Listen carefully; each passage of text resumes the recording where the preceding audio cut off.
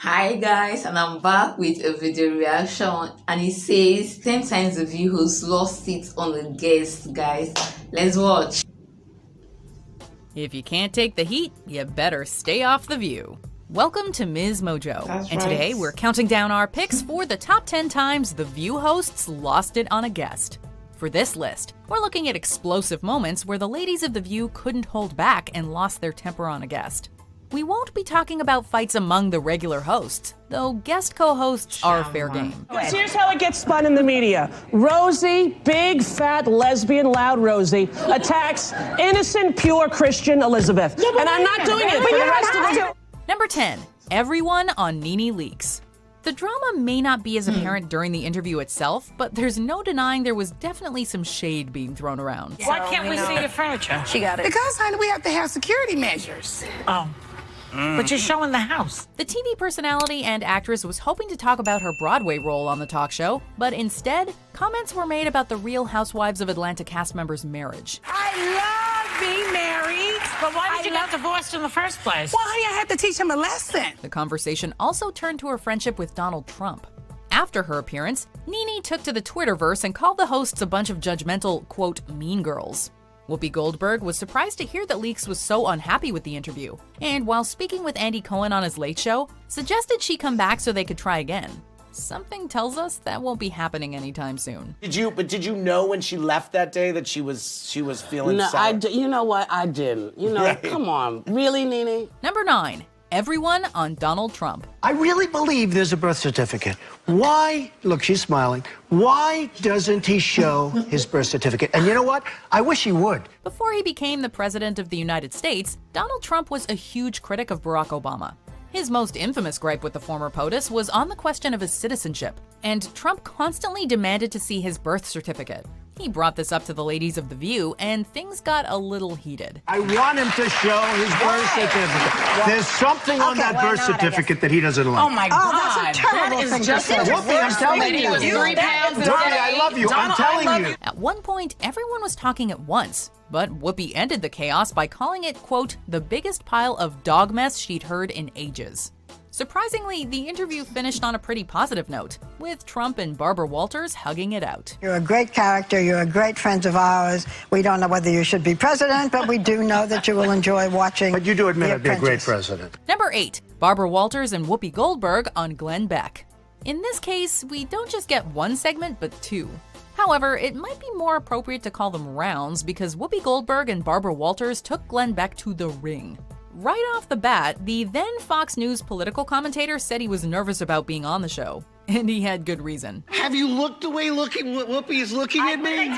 For 2 segments, he was grilled on his politics, his habit of crying on the air, and his lack of journalistic integrity. Do you ever check your facts? But you were wrong here. And here's why it pissed me off. Here's why it pissed me off. As usual, the ladies were not subtle about the issues, with Walters criticizing him for not fact-checking and Goldberg allegedly calling him, quote, a lying sack of dog mess.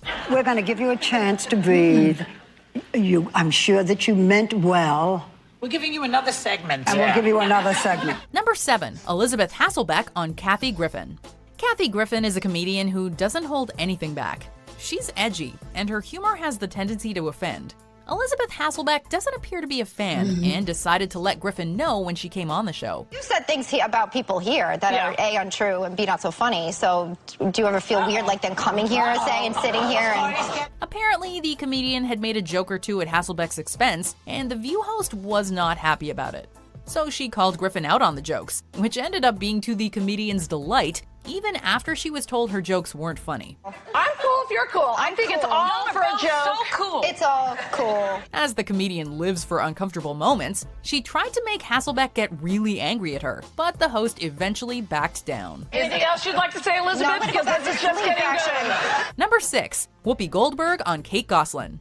When Kate Gosselin of John and Kate Plus 8 Stardom guest co-hosted The View, she talked about her custody battle with John and things got ugly. That's the law. I know that's what the law says. And you could have gone to jail. Kate didn't like the babysitter John picked for the kids, so she went to his house and called the police when he didn't let her in. Sherri Shepherd was understanding, but Whoopi Goldberg did not like what she was hearing. You cannot do that. You cannot do that. I'm saying I agree with you, because when they Whoopi. do it to you... She laid into Kate, saying she was lucky she didn't go to jail for breaking the custody agreement. Well, you can always count on Goldberg to put things bluntly. I can't even deal with the rest of this. We're going to go and come right back with more hot topics. Number 5. Joy Behar on Sarah Huckabee Sanders. Fake news has been a hotly debated topic since before Donald Trump was elected president in 2016, so The View decided to tackle it with Sarah Huckabee Sanders since she was the then White House press secretary. This has been a consistent talking point of his and the administration's. It's dangerous because the media is here for a purpose. It has a very important historical role. The conversation started pretty civilly, with each side talking about accountability and responsibility of the media and of the administration. That is, until Joy said that it's the media's job to point out all of Trump's lies. The media is supposed to not report on the fact that 95% of what he says is a lie. This put Sanders on the defensive, which is always an uncomfortable position for a guest, especially when Goldberg pointed out some questionable statements by the president. Where was President Obama born, and is he an American citizen?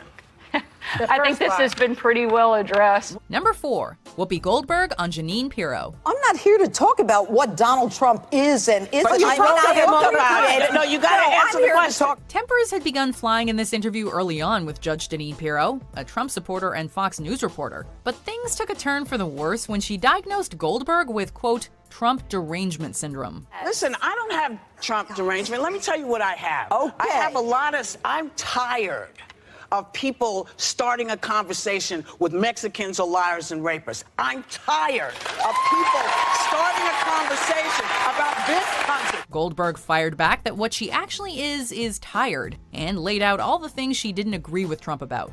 Pirro then tried to debate the subject, which turned into a yelling match, and ended with Goldberg saying she was done while ripping up her cards. After the interview, Goldberg explained that she doesn't like to lose her cool, but she hates being called hysterical even more. Thank you to Judge Jeanine Pirro. Her book, Liars, Thinkers, and Liberals, is out now. Number 3, Whoopi Goldberg on Ann Coulter. Ann Coulter and controversy. Somehow, these two things just seem to go hand in hand. Coulter has always been very vocal with her opinions, so it's not surprising that she also took them with her to The View. This time, she claimed that white guilt got African Americans lighter prison sentences, or even none at all, and that this really started with O.J. Simpson being acquitted. With the O.J. verdict, white America said that's it, the white guilt bank is shut down, and that ended up being the best thing that ever happened to black Americans. Well, Whoopi Goldberg did not like this at all, and told Ms. Coulter that not only didn't she know what she was talking about, but also that she didn't know what it was like to be black. If you're going to talk about race, at least know what you're talking about. What followed was Coulter trying to defend her argument while being shut down repeatedly by Goldberg. Number 2, Joy Behar on Omarosa Manigault Newman. Joy Behar hasn't made her opposition to Donald Trump a secret, so when Omarosa Manigault Newman, a Trump supporter who worked in the White House, came on the show in 2017, people got the popcorn ready. Things got a little heated when Omarosa rubbed the fact that Trump is president in Joy's face.